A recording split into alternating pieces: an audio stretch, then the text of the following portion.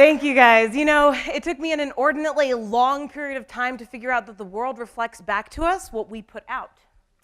I've been working with horses for almost 2 decades now, and it was horses who helped me understand the world around me and why I get what I get and how to get more of what I want if I'm just aware of what I'm putting out.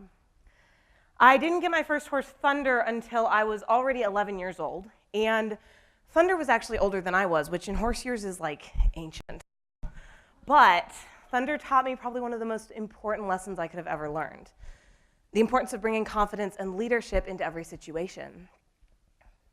When I got Thunder, he had been a lesson horse his entire life, and I am equally convinced that he was part of the team that coined the phrase, stubborn as an ass. There was one day in particular that perfectly exemplified this. I was getting ready to lunge Thunder, and for those of you who haven't spent a ton of time around horses, lunging's this thing we'll do when we need to exercise the horse, but we don't have a ton of time. So we'll take them into a big round pen, kind of like this dot, and we'll stand in the middle, and we make the horse run around the outer edge. Prior to this moment in time, everyone warned me, Stephanie, Thunder does not lunge. But I, in my infinite 11-year-old wisdom, knew better than them. So we get into the round pen, and we have a standoff. And so I'm standing there, and I'm trying to encourage him, convince him, hey, I want you to move, buddy. So I take the whip, and I very gingerly, because I didn't want to hurt him, so I just flick it at his ankles. And I stood there, completely transfixed, as my tiny little lesson horse reared up.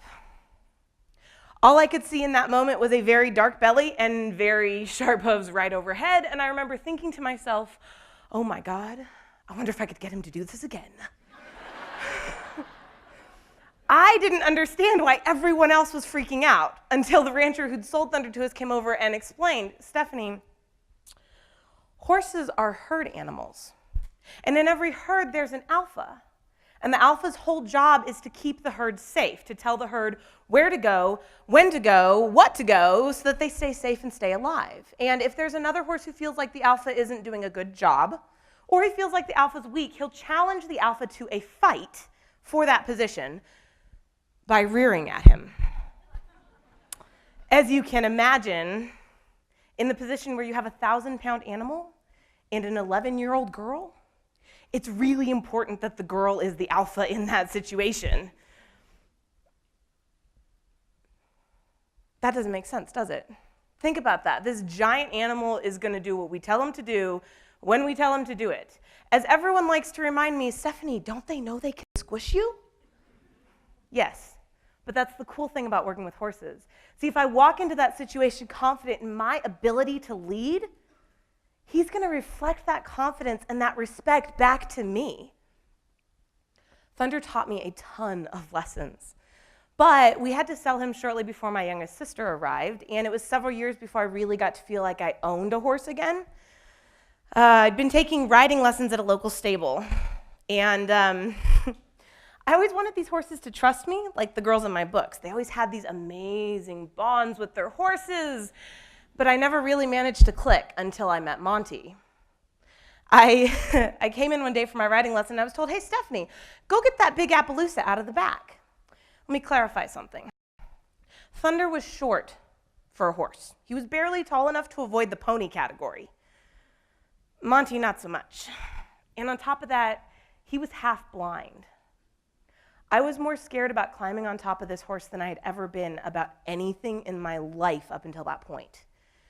But I thought back to what Thunder taught me, gritted my teeth, and I climbed on top of this guy with a confidence that I did not really feel deep down. And I don't know if it was the fact that I'd been riding for a while, so I was finally starting to get to know what I was doing a little bit, or if Monty was just crazy trusting, or if maybe it was that fake confidence. But whatever it was, the moment I asked this 1,500-pound mammoth to step out, I knew something was different. See, what most people don't understand is when you ride a well-trained horse, That horse is listening to every single cue you give them. Everything from how you turn your head or your shoulders, something seriously as subtle as dropping your hip into the saddle can change that horse's direction around the arena. When you ride a well-trained horse, literally every movement tells that horse where to go. Prior to this, the lesson horses I'd been riding, either they were too numb or I was way too green to really understand the importance of those movements. But when I got on Monty, everything changed. See, when you ride, it's a partnership. You are trusting the horse you're riding to watch the ground in front of him to avoid tripping and falling and breaking both of your necks. And he, in turn, is trusting you not to steer him into a wall or off a cliff. Since Monty couldn't see very well, he trusted me to do both.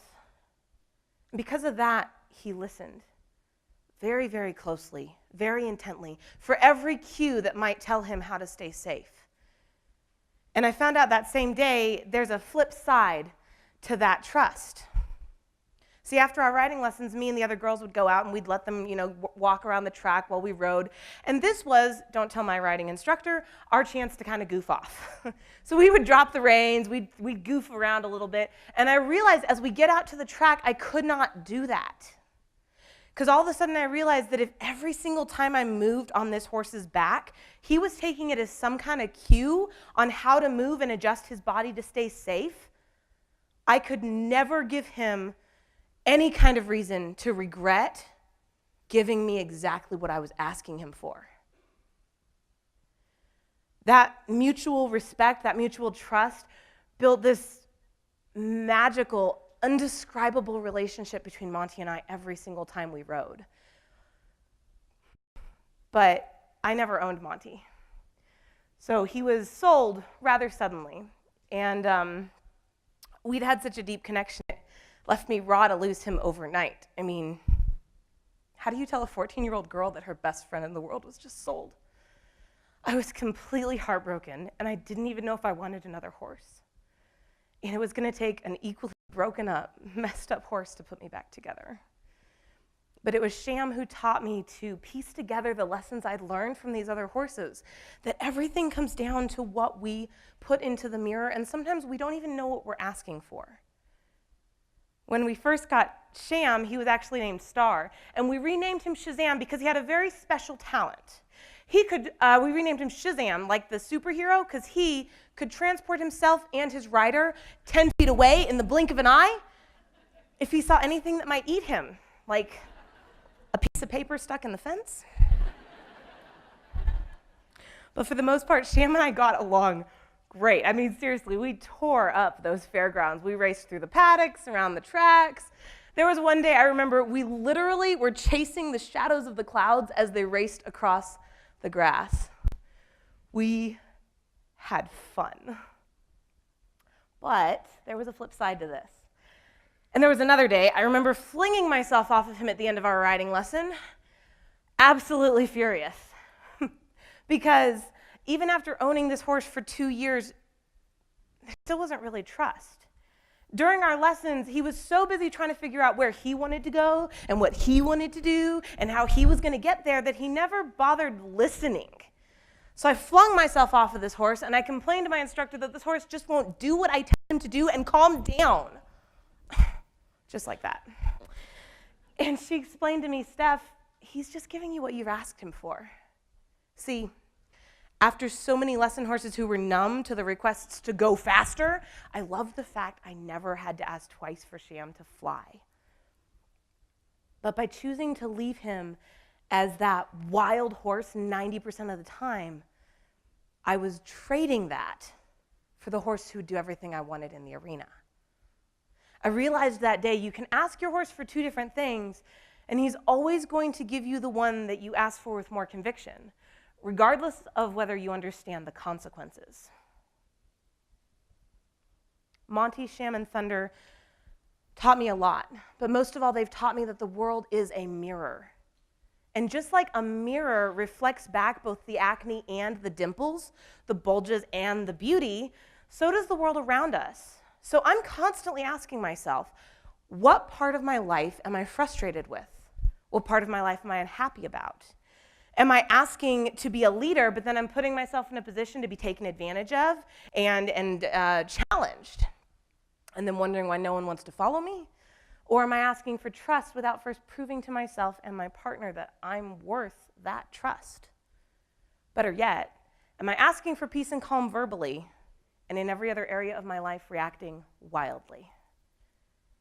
See, what I've learned is that I can't blame the mirror for what I see there. It's what I choose to put into that mirror that influences what I get back. And I have complete control over what I put into that mirror.